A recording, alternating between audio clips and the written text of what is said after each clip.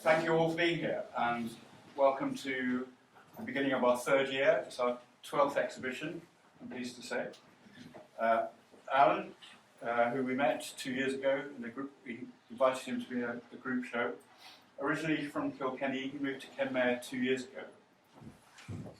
Despite what he wants me to say, he's an exceptional artist with a 25-year track record as a painter, an art collections coordinator for Trinity, and project manager in the Irish arts industry, delivering exhibitions to domestic and international audiences.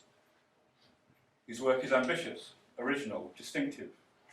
He abstracts and represents source images, found and retold using collage, cropping, and manipulation. These become starting points for his paintings, exploring ideas of repetition, contemporary landscape, abstraction, storytelling, and history. And in this case, the vintage postcards sent worldwide from Kerry were the starting point. I have to say, the work, as always, is for sale. Paintings and framed postcards, and an initial deposit would secure a piece. We're very honoured to have John de Vere White to have a Q&A with Alan. John established the auctioneers De Vere's in Dublin in the late 80s.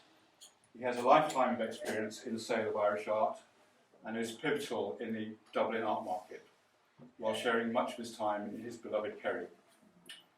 Today, we're unashamedly the kingdom. As Alan says in his work, it's about Kerry, made in Kerry, shown in Kerry. And I'm sure St. Patrick would approve.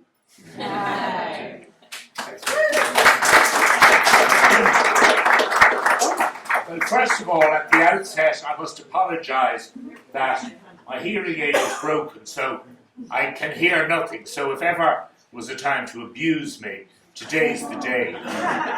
At the very outset, I want to thank Lucy and Robert and Alan, because it's his day, for doing me the honour of allowing me to cut the tape on this exhibition. I've been involved in the art world now for over 50 years, albeit at the grubby end, selling, running a commercial business, an auction house, and not at the aesthetic level that Robert and Lucy are at here in the gallery. But in that 50 years, I've only once been asked to open an art exhibition, and that was in Dublin, given by a very prominent lady who now has gone to heaven, so I can tell the story.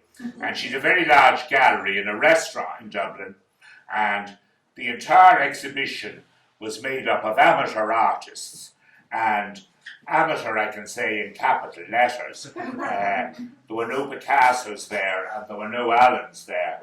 But I did my best and started off by saying how I admired anybody who had the courage to take up a brush and put something down on paper or canvas, sign it, and put it on the wall.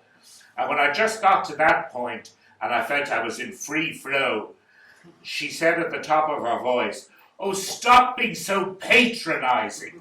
And that made the rest of the opening pretty difficult. But that's not going to happen today, because I don't need to be patronising. But before, Alan is the star of the day, but before we talk to Alan and let him talk about his pictures, I do just want to say, as somebody who's been coming to Kerry now for 60 years, over 60 years, I want to congratulate Lucy and Robert for creating this really superb gallery space. The few times I was in it before they arrived, one was always at a counter holding a pint, and they've transformed the space into, I think, a wonderful gallery that is a huge plus factor for Cologne. And I don't want to get up on my soapbox now, but I've been coming through Cologne for 60 years, and in that 60 years, it was a place one stopped for sustenance, petrol, or perhaps very good hardware. But actually, there was no other reason to stop in Cologne. And I was thinking this morning that actually the only reason in those days to stop in Cologne was when Lucy's uncle Henry had the antique shop at the top of the street. There were never any bargains there, but the chat with Henry was well worth a stop. And I just think it's a pity now in Killoughlin that we've so many vacant buildings, and we need more places like the Grilse Gallery. And I remember some years ago sending somebody in to see the late great George Boyle and saying that I thought the old premises would make a great artistic retreat where the best of Irish artists, the best of Kerry artists, whether they be painters or jewellery makers or basket makers or ceramics, that would be a wonderful building to encourage people to come into. And to be fair to George, he said he'd be more than happy to donate the building for that cause, but it never got any further than that. So if anybody's any ideas of developing that, I think it'd be great if Killoughlin could become a focal for Kerry art, and I think it's not a bad idea. Now, because I think that's what Killoughlin needs. Now, Alan, you're the star at the moment, and it was touching to see all your friends and supporters coming in here and hugging you. But I think I have to, before Lucy and Robert asked me to come and do this, I'm not ashamed to say I hadn't come across you. And I think that in Ireland now, making a living as a painter is not easy. I mean, last year I remember going into the RHA when there must have been 1,500 paintings on exhibit, and I hadn't heard of 75% of the people, which means that there's an awful lot of talented people trying to make a living as artists in Ireland today, whether they're in the medium of painting or, as I say, ceramics, whatever it is. It's a very competitive field. And one of the things I noticed in reading up on your CV is that you have been involved you're working in Trinity, you were working at Kilkenny, I saw you did a spot in Peru. So you have you found that sort of having these other jobs in the art world, you were in the Venice Biennale I saw as well, has that helped you as a painter to develop as a painter? Has it made life easier? I think like for most artists, there's always a second job. There's always another job, and especially most of the artists that I know working in Ireland all have another source of income. Mine was, I always wanted mine to be involved in the art world. So back in 2007, after I came back from a residency in Peru, where I spent a few months working in the jungle in Tarapoto, I set up an art transport company, and the idea at the time was that I would, because I don't have a degree or any qualification in art or painting or anything like that, it was an idea that I would meet gallery owners, I would meet curators, I would meet museum people working in museums and stuff like that, and that would be my way into the art world. Now I set that up in 2008, and then there was a small issue of a recession. I had this idea of a 3-year plan that I was either going to sell the business on or get somebody else in to run it. When the recession happened, the 8-year or the 3-year plan became an 8-year reality. And I suddenly realised that I was not really a businessman, but an artist with 2 business loans. So it took me. I had to step out of the studio for about nearly 8 years in order to fix that whole side of stuff. So during that time, I concentrated on installing working in different galleries and museums around the country. Went back to college and got an MA in preventive conservation, and then from there went to work with the National Gallery, and then after that to Trinity. But the idea, it was kind of I kind of did it by mistake, which happens a lot in my life. Didn't quite mean to end up there, but I just did. So it was always the case that I don't know if it has actually influenced the work that I've made, but it's definitely allowed me the opportunity to make that work by not having to concentrate, not having my work be the sole thing that funds my lifestyle, if that makes sense.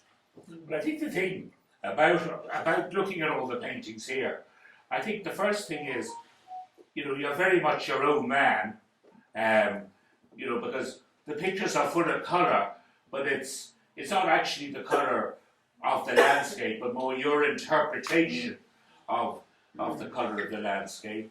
And I mean, when I used to come to Kerry first, I spent a lot of time drinking pints and playing golf and paying very little attention to what was around me. And now that I've got crippled and old, every time I come to Kerry, I'm amazed how beautiful it is. I mean, and we travelled abroad, but what we have on offer here, scenery-wise and everything, it's really as good as anything in the world. If not better. And when I saw you jump from Kilkenny to Kenmare, I was wondering, were you coming from hurling to football, or were you coming? You obviously came here. I mean, I can't think of a nicer place to live than Kenmare. Yeah, I mean, whatever you're at. It's a strange one. Kilkenny is kind of quite flat, and we're landlocked, so there's no sea. And it's masters of the small ball and not the big ball. So it's a very it was quite different in that way. But it was what. I always kind of have this kind of idea. I used to work in Kilkenny Castle years ago in the Butler Gallery when it was there before, and I think as Irish people we tend to take what we have for granted a lot. I remember I used to walk into Kilkenny Castle every day going into work, and I'd be like, oh God, another day at work, and you're kind of your head down, you're walking in, the next day you walk around the corner and there's a tourist who goes, oh my God, wow. This is amazing, and you're like, oh fuck yeah. Oh yeah, of course. This is amazing. What we have here is really, truly amazing, and we kind of forget that a bit. And I think we used to come down to Kerry because both Kira's parents are from Kenmare and just outside. So when we moved down, we kind of spoken to people about it, and we said, yeah, look, we're kind of moving into our holidays in a way, and I said it's probably very different, when you actually move there. And they were like, no, it's not.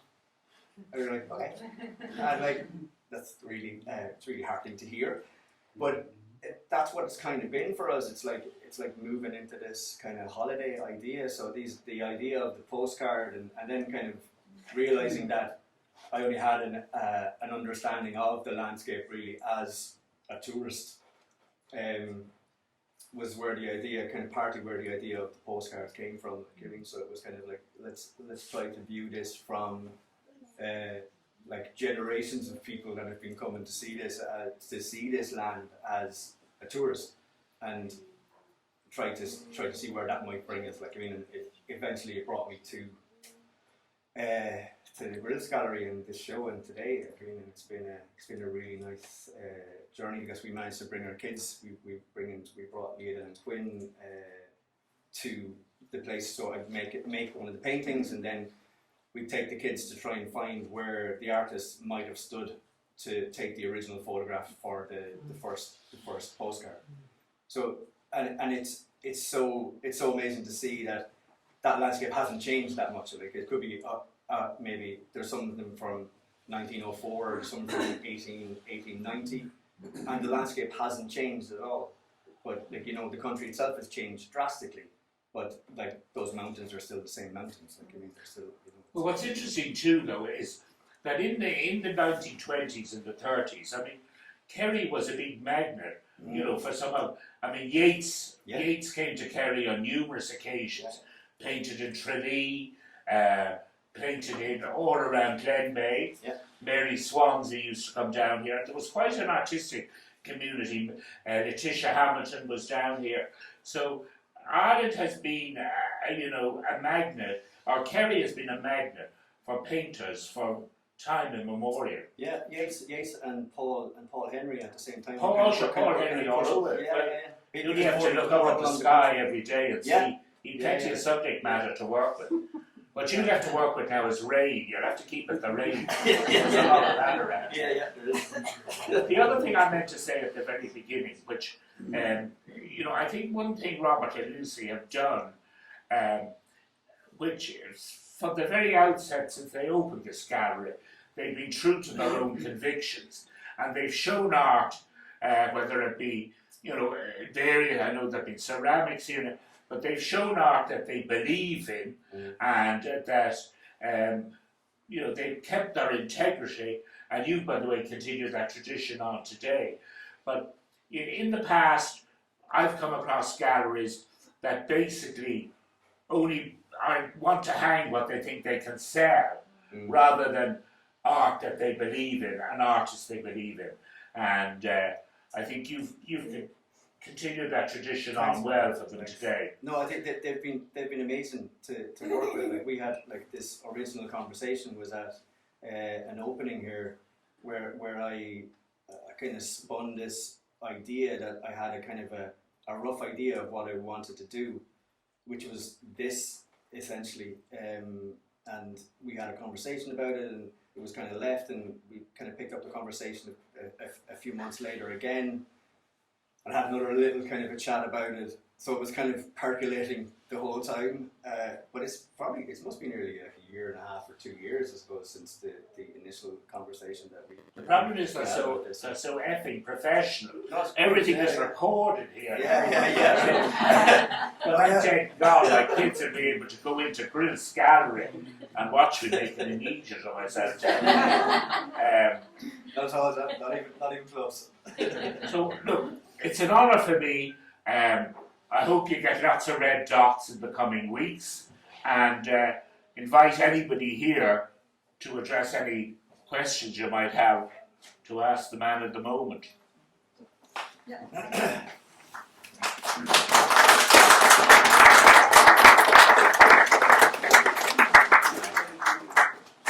Well done.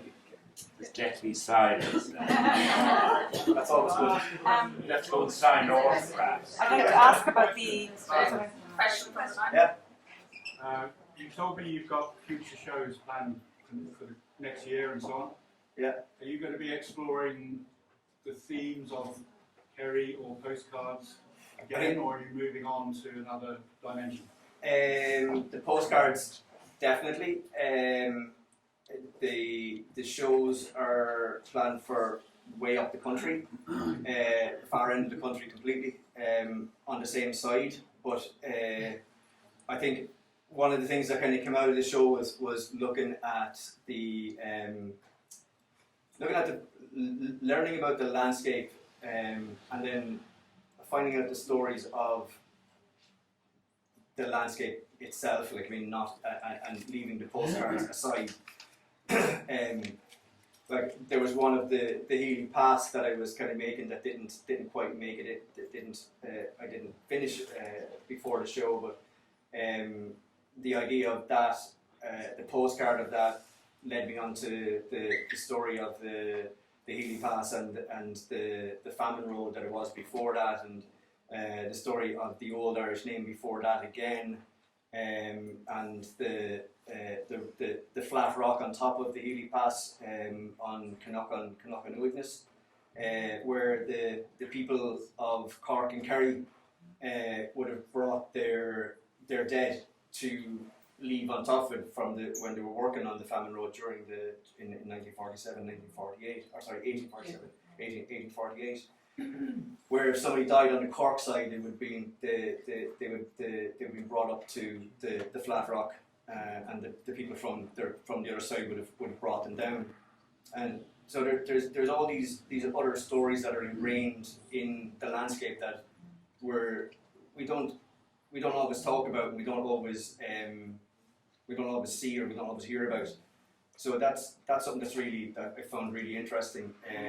So the next series of work is kind of based around those ideas, but just in a different part of Ireland.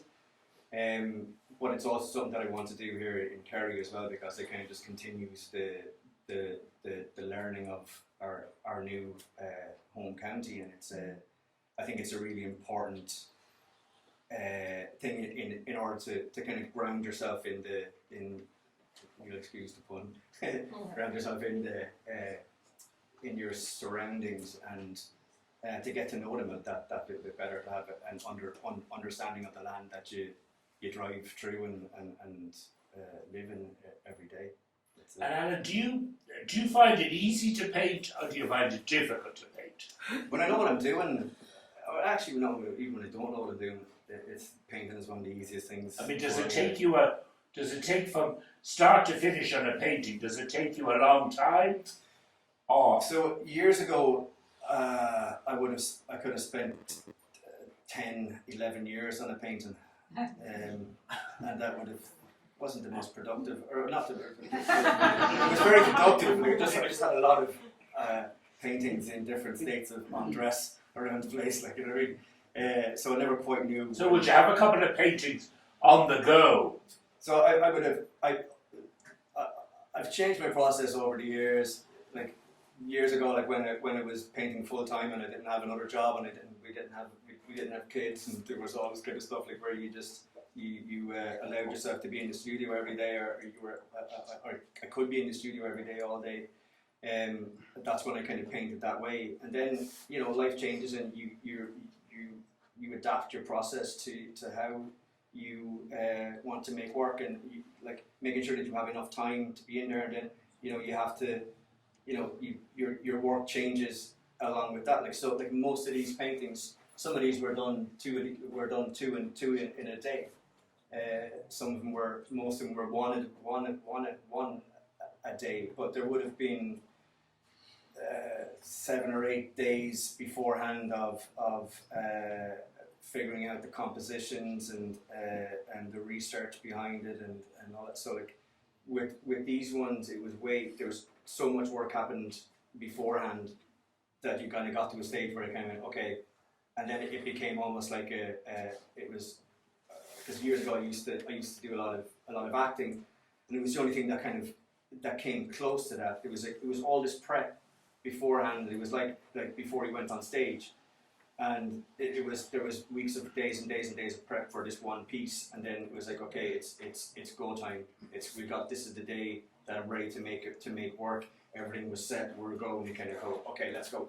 And it was almost like that kind of step on stage, and then you were in and you were making work for that day, and all time stopped, and what happens is, you know, the results of that day. So yeah, that's kind of I think it kind of depends. I think the other thing to wind this up now, but I think the other thing which I noticed when I looked at your work is you have a very accessible. You have a very accessible site. You know, your own site, where I think that's where you encourage people to, on the web, engage with you, and encourage them to buy and to. I told where you said you package the stuff, get it off to them, and do you get good feedback? It's an interesting one, because I often have this with galleries and with framers when I go to work with them. Because of the background in collections management and all that as well, I kind of arrive and I'll have like lists of stuff written out, and there'll be photographs for everything, and everything is kind of ready to go, and you kind of go, okay, this is what I'm doing here, this is what's happening here, this is going on over here, or this is going here, and so I try to make things as accessible as possible for people. Like, Yeah, well, that's a great I idea. just put like there's enough barriers between trying to make work, and then there's the other side of it, trying to sell work, because you don't. That's pretty important. Well, it is important, but like you also in order to be true to the work, like you can't be thinking about that when you're making it. No, I accept that. Because you have to leave it. You have to leave that outside of the studio completely, and you just make the work that you want to make, and and that's all you can do. After that, then once it's made, then you have to shift. For me, I have to shift gears, and I have to go, okay, it's done. It's not mine anymore. It's possibly belonging to somebody else now. Hopefully. Regardless, the way I look at it, it's just not mine. It's gone. It doesn't belong to me. Well, your child is getting jumpy here. So. Yeah. Look, I just want to congratulate everybody involved, thank all the people for coming out, and I hope it all is a big success. And so,